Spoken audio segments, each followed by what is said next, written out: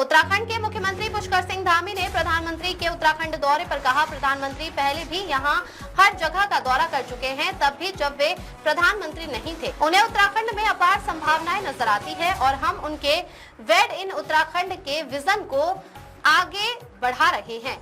जहां जरूरी हो हम व्यवस्थाएं कर रहे हैं। प्रधानमंत्री का कल का दौरा हमारे लिए बहुत प्रेरणादायक रहा। हम हर चीज को अपने कार्यक्रम में शामिल करेंगे और एक अच्छा रोड मैप बनाकर आगे बढ़ेंगे। एसआईआर पर उन्होंने कहा, हम इस पर पहले से ही काम कर रहे हैं क्योंकि राज्य की जनसांख्यिकी जिस तरह बदल रही है वह हमारे लिए चिंता का विषय है और हमने जिलाधिकारियों से इस पर काम करने, गहन जांच करने और इसकी निगरानी करने को कहा है। कहते हैं कि वोकल फॉर लोकल, और कल उन्होंने वेडिंग डेस्टिनेशन से लेकर तमाम चीज़ों पर फिर से बातचीत की और कहा है कि प्रदेश को बढ़ाने के लिए ये सारी चीज़ें बहुत ज़रूरी हैं। कि प्रधानमंत्री जी का यहाँ हर एक जगह पर जाना पहले से हुआ है। जब वो प्रधानमंत्री नहीं थे तब भी उन्होंने अनेक स्थानों का पहले से ही भ्रमण किया हुआ है, प्रवास किया हुआ है। मैं जब उनके साथ आदि कैलाश क्षेत्र में गया था तब भी उन्होंने बहुत पुराने समय, लगभग आज से 50 साल पुरानी बातों के बारे में काफ़ी सारी बातें वहाँ के बारे में बताई। इसी प्रकार केदारनाथ क्षेत्र हो, उत्तरकाशी का क्षेत्र हो या मायावती आश्रम हो, अल्मोड़ा की बात हो, हर एक स्थान प्रधानमंत्री जी के बहुत नज़दीक से उन्होंने उसको देखा भी है, वहाँ जिया भी है, गए भी हैं। उत्तराखंड में जितनी अपार संभावनाएं हैं वो सब प्रधानमंत्री जी को दिखाई देती हैं। उनमें कितना पोटेंशियल है, राज्य के लिए क्या क्या और अच्छा हो सकता है, कैसे राज्य आगे बढ़ सकता है, कैसे समृद्ध हो सकता है।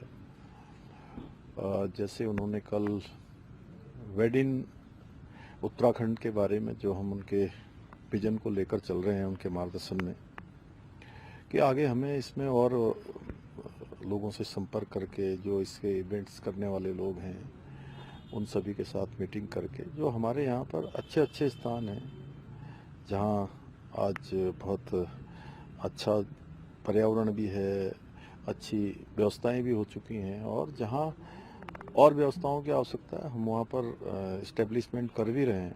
इसी प्रकार वेलनेस के क्षेत्र में, और उन्होंने अध्यात्म की राजधानी का एक क्षेत्र हमारा है हरिद्वार, ऋषिकेश के अतिरिक्त भी हमारे पास बहुत सारे स्थान हैं और उसको लेकर हम पहले से ही 2 स्पिरिचुअल जोन बनाने के बारे में काम कर रहे हैं।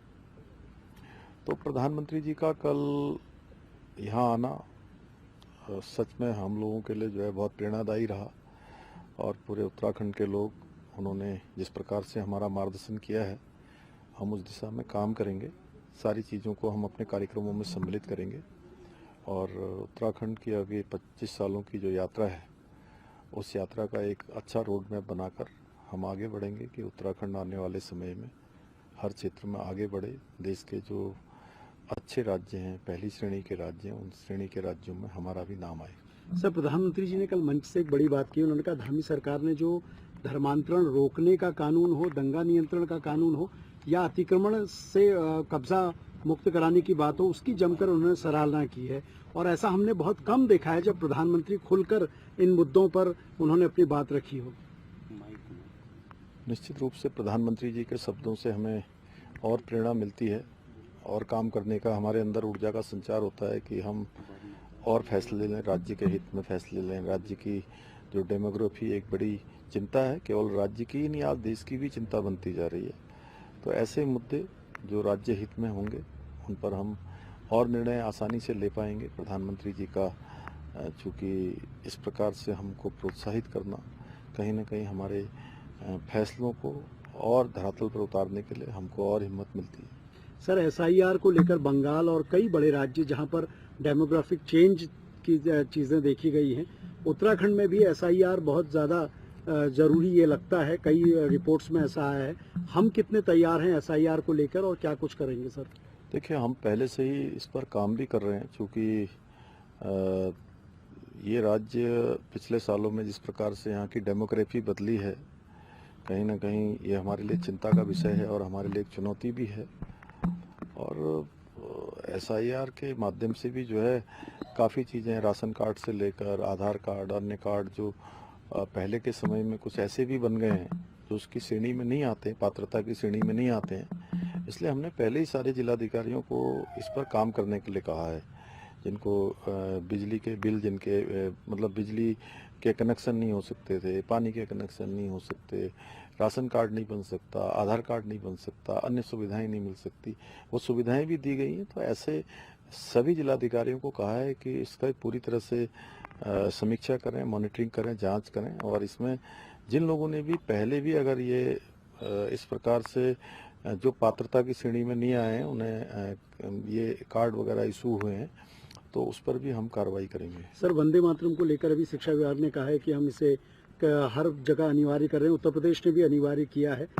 विद्या भारती के स्कूलों में तो वंदे मातरम होता है, लेकिन हमने देखा है कि बड़े पैमाने पर कॉन्वेंट हो या अन्य सरकारी हो, वहाँ वंदे मातरम अभी अनिवार्य नहीं है। नहीं, सभी को कहा जाएगा कि चूंकि ये तो 150 साल पूरे हो रहे हैं और ये तो उस समय का एक ऐसा गीत था जिसके हर व्यक्ति को स्वतंत्रता के संग्राम में आने के लिए प्रेरित किया है। तो ये पूरे राज्य में हर जगह होना चाहिए, उसके लिए हम लोग काम करेंगे। ठीक है।